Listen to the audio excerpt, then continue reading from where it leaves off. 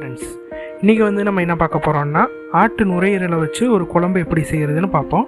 அதுக்கு ஃபஸ்ட்டு அடுப்பு பற்ற வச்சுட்டு ஒரு குக்கரில் ஒரு குளுக்கரண்டி எண்ணெய் ஊற்றிக்கோங்க. எண்ணெய் நல்லா காஞ்சி வந்ததும் ஒரு 2 காஞ்ச மிளகாவை வச்சு அதில் போட்டுருங்க.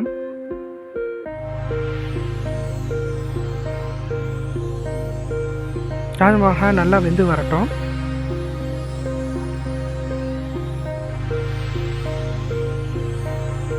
இப்போ நம்மளுக்கு ஒரு சின்ன வெங்காயம் மிக்ஸி தேவை. அதுக்கு ஒரு மிக்சியில் சின்ன வெங்காயம், 1 ஸ்பூன் பெருஞ்சீரகம், 1/2 ஸ்பூன் கரம் மசாலா எல்லாம் சேர்த்து பல்ஸில் அடித்து வச்சு மிக்ஸ் பண்ணி வச்சுக்கோங்க. அந்த மிக்சரை இதில் சேர்த்துருங்க.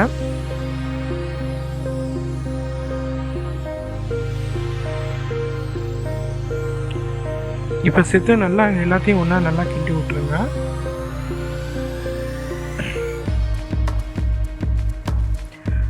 ஒரு தக்காளியை அரிஞ்சு அதில் போட்டுக்கோங்க.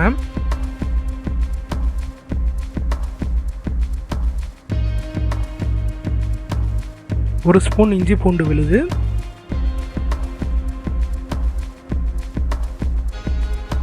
அப்புறம் பார்த்தீங்கன்னா இது பல இதை சேர்த்து வச்சு அரைச்சி வச்ச மசாலா. இது பார்த்திங்கன்னா மிளகு, ஜீரகம், மஞ்சள், பெருஞ்சீரகம், மல்லி, மிளகா, கடலைப்பருப்பு எல்லாத்தையும் ஒன்றா சேர்த்து அரைச்சி வச்சுருக்கோம். அந்த மசாலாவை தான் இப்போ 1 ஸ்பூன் போட்டோம்னா.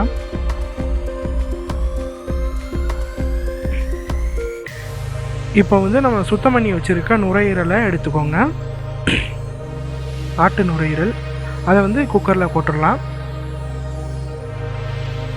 அதையும் அந்த மசாலாவையும் நல்லா மிக்ஸ் பண்ணி விட்டுருங்க.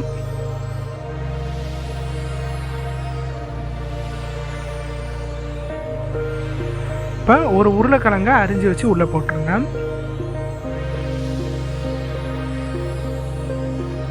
ஒரு ஸ்பூன் மஞ்சள் தூள், கொஞ்சம் தேவையான அளவு உப்பு.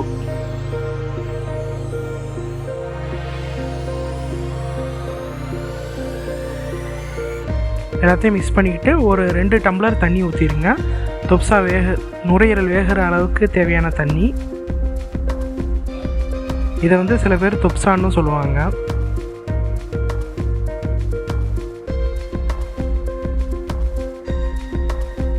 இப்போ குக்கரை மூடி வச்சிடலாம். குக்கரை மூடி வச்சு ஹையில் வச்சு ஒரு 3 விசில் விட்டுருங்க.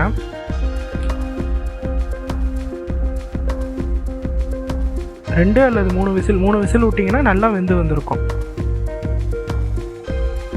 இப்போ பார்த்தீங்கன்னா நல்லா வெந்து வந்துடுச்சு. இதில் நம்ம ஒரு மூடி தேங்காவை அரைச்சி தேங்காய் பால் எடுத்து வச்சுருக்கோம். அதை இதில் ஊற்றிடலாம்.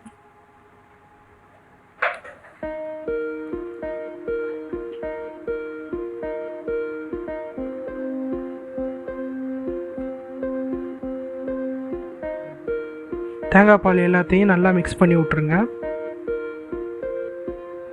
இப்போ அடுப்பை நல்லா ஹையில் வச்சு கொதிக்கிற வரைக்கும் வெயிட் பண்ணுங்கள். நல்லா தரன்னு இந்த மாதிரி கொதித்து வரணும். இந்த மாதிரி கொதித்து வந்துருச்சுனாலே குழம்பு தயாராகிடுச்சுன்னு அர்த்தம். இந்த ஆட்டு நுரையீரல் குழம்பு பார்த்தீங்கன்னா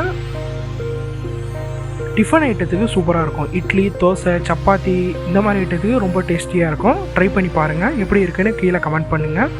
வீடியோ பார்த்ததுக்கு ரொம்ப நன்றி. தேங்க்ஸ் ஃபார் வாட்சிங். மறக்காமல் சப்ஸ்கிரைப், லைக், கமெண்ட், ஷேர் எல்லாம் பண்ணுங்கள். தேங்க்யூ.